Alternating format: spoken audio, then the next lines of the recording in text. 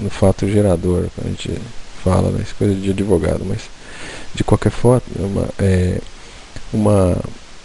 um corpo celeste muito condensado, ele muito pequenininho, ele tem uma força tão intensa de massa que faz com que o tecido desse universo cósmico ele seja assim, deturpado muito fortemente. Então ele faz um peso enorme, embora seja pequeno, e faz com que ele traga para dentro de si tudo que está na volta, né?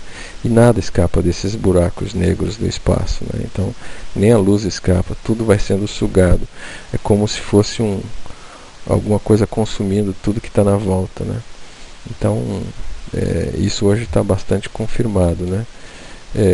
Existe uma teoria agora que assim, já que existe buraco negro comendo tudo, é possível que haja uns buracos brancos criando os universos, né? Então isso seria um caminho de ligação entre um universo e o outro. Então o nosso universo tem um buraco negro que está consumindo tudo e jogando para um outro lugar, em que no outro lugar teria um buraco branco criando outros universos. É um entendimento bastante diferente e um conceito interessante para a gente pensar na questão dos diversos universos, né? E tem uma frase de Jesus, né, dizendo que e elas ouvirão a minha voz e haverá um só rebanho e um só pastor. Então, como se tudo se unificasse em algum momento e Jesus fosse, assim, o supremo de todos esses universos que a gente está falando, né? É lógico que acima de Deus teria Jesus, de Jesus teria Deus. Então nós temos aí agora um pensamento um pouco diferenciado, né, mostrando o que a gente chama de multiversos, né? Multiversos, no começo tinha-se uma ideia de universo paralelo, em que eu existiria num outro universo paralelo com uma característica diferente, mas seria eu ainda. Depois começou a se falar em multiversos, né, que são universos que são como fatias de um mesmo pedaço de pão, né? Então essas fatias cortadas todas são os universos interligados, né? Ou pelo menos um ao lado do outro. E agora a gente começa a falar em universo interpenetrado, ou seja, as coisas são ligadas na sua interdimensão, né? Então essas outras dimensões elas compreendem no mesmo universo, mas elas podem estar extrapolando esses universos, né? Então é como se fossem membranas, né? Como se fossem fatias, né? E essas fatias, uma estando do lado da outra, né? Quando um pedaço e elas não são fixas, são como algo que se movimenta, né? Como a água, né? Então, em alguns momentos, essas membranas ou esses universos, eles, em algum ponto, eles se encostam, né? E esses momentos dessas colisões, né, são os Big Bangs acontecendo, criando novos universos, né? Isso é um pensamento mais novo, mas muito ainda incipiente, né? Então a gente vê aí que essas questões todas estão sendo provadas, né? E a gravidade, ela é uma força fraca, mas talvez ela seja forte, só que ela, quando passa de um universo para o outro, ela perde a força, né? Então hoje está tentando se provar aí através dos aceleradores de partículas, né, que a gravidade, né, ou os gravitons, né, que são os itens mínimos da gravidade, eles saem de um lugar para o outro, né?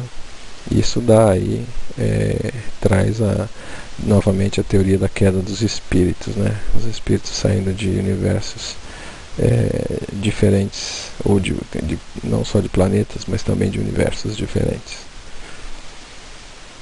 E Jesus falando que a casa de meu pai tem muitas moradas, né? Às vezes não são, então pode ser que não seja só planetas, né? Pode ser mais do que simplesmente planetas.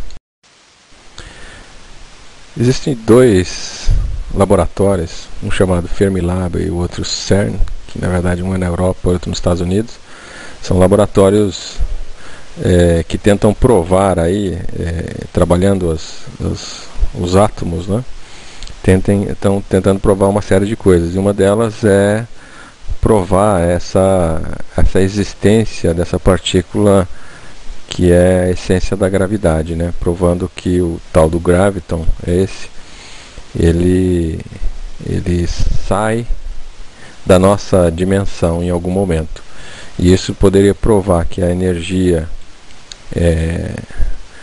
da gravidade é uma energia forte. A questão é que ela, como atravessa aí universos, ela perde a força, e quando chega no nosso universo ela tem uma força já mais fraca.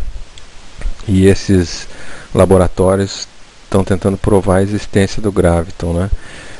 Na verdade, eles estão tentando provar pela existência disso, e o Fermilab ainda não está totalmente montado, mas quando estiver funcional, talvez ele consiga realmente provar que a gravidade ela é forte na sua essência, mas aqui ela está fraca. Tem uma frase de Pietro, o Baldi, que diz o seguinte, que a solução de todos os problemas está em ideias ou ondas, pensamentos, que já existem e circulam na atmosfera espiritual do cosmos. Ou seja, tudo isso que está se fazendo hoje, na verdade, de uma forma ou de outra já está navegando aqui. A gente aqui vai construindo aí tudo, né, os pensamentos vão se construindo pela soma de tudo e de todos. Os espíritos, né, e os que estão vivendo aqui no planeta de forma mais material. Vamos ver, o tempo dirá. Existe um outro experimento, estão chamando de LISA, né, que seria uma tradução aí, tradução não,